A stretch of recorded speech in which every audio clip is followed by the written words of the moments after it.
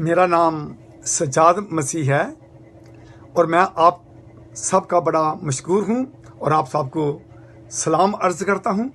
और मैं JMC TV की टीम के लिए भी बड़ा शुक्रिया अदा करता हूँ और ख़ास तौर पर मिस्टर मुबारक साहब के लिए भी और उनकी अहलिया मोहतरमा नादिया बहन का भी मैं बड़ा शुक्रिया अदा करता हूँ कि उन्होंने मुझे ये मौका बख्शा कि मैं आपकी खिदमत में एक छोटा सी वीडियो पेश करूं।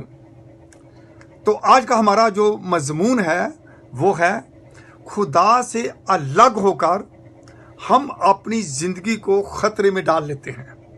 जब हम खुदा के साथ नहीं रहते, खुदा से दूर हो जाते हैं, खुदा से अलग हो जाते हैं, तो फिर हमारी ज़िंदगी जो है हर वक्त हमेशा वो ख़तरे में पड़ी रहती है।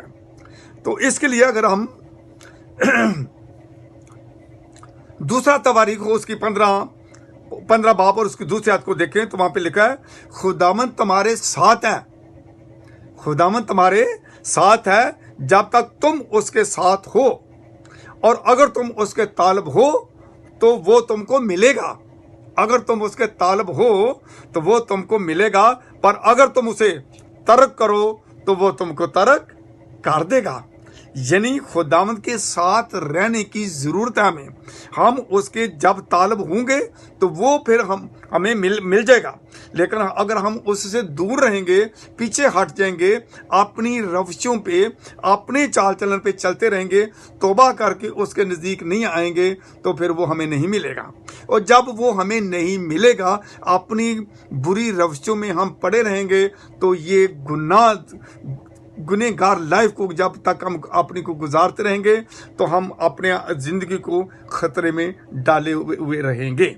इसी तरह से थोड़ा सा आगे अगर चलें तो इमसाल 16 बाब उसकी 25 आयत में लिखा है कि ऐसी राह भी है, ऐसी राह भी है कि जो इंसान को सीधी मालूम होती है। ऐसी राह भी है जो इंसान को सीधी मालूम होती है, पर उसकी इंतहा में मौत की राहें हैं। इसका ये साफ ज़ाहिर करता है कि हम खुदा से हट गए हैं, खुदा से अलग हो गए हुए हैं, खुदा के साथ लिपटे हुए नहीं हैं, खुदा के साथ हम उसके कदमों के ऊपर नहीं आए हुए, हमने तौबा नहीं की और खुदावंद से दूर हो गए हैं। जब हम खुदा से दूर होंगे, अपनी राहों पर चलेंगे, हम ये समझ रहे हैं कि हम बड़ी ठीक राह पर चल रहे हैं, लेकिन बाइबल मुकद्दस ये कहती है कि ऐसी राहें ऐसी भी हैं जो इंसान को सीधी मालूम होती हैं, पर उसकी इंतहा में मौत की राहें हैं। इसी तरह दूसरा पतरस उसका 2 बाब उसकी 4 और 9 आयत को अगर देखें और इसका गौर से मुताला करें तो वहां पे वो कहता है, और ये भी याद रखें मेरे अजीजों कि हम अगर अपनी गुनाहगार लाइफ में ही चल रहे हैं और उसको छोड़ नहीं रहे तो फिर होगा क्या। तो पतरस ये कहता है कि जब खुदा ने गुनाह करने वाले फरिश्तों को ना छोड़ा, जब खुदा ने गुनाह करने वाले फरिश्तों को ना छोड़ा बल्कि जहन्नम में भेजकर तारीक गारों में डाल दिया ताकि अदालत के दिन हिरासत में रहें, तो खुदावंद दीनदारों को, यानी वो लोग जो खुदावंद के हुक्मों पर, खुदावंद की शातों पर, खुदावंद की शरीयत पर, खुदावंद के उन अहकाम पर अमल करता है जो उसने हमें फरमाया है, उनको हम कहते हैं दीनदार लोग। तो वो जो दीनदार, वो कहता है कि वो दीनदारों को आजमाइश से निकाल लेना जानता है और बदकारों को अदालत के दिन तक सजा में रखना जानता है। इसलिए हमें ज़रूरत इस बात की है कि हम खुदावंद की तरफ फिरें, खुदावंद के साथ पास आएं और उसके पास आकर अपने गुनाहों के इकरार करें और अपनी हर किस्म की बुरी रवैया से हम बाज आएं। इसी तरह से एक और आयत मैं आपके सामने पढ़ना चाह रहा हूं।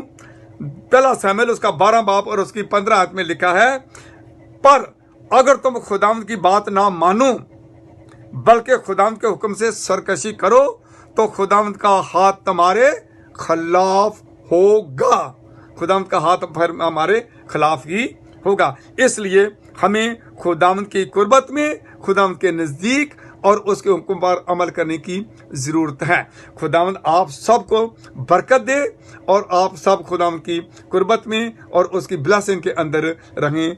आमीन।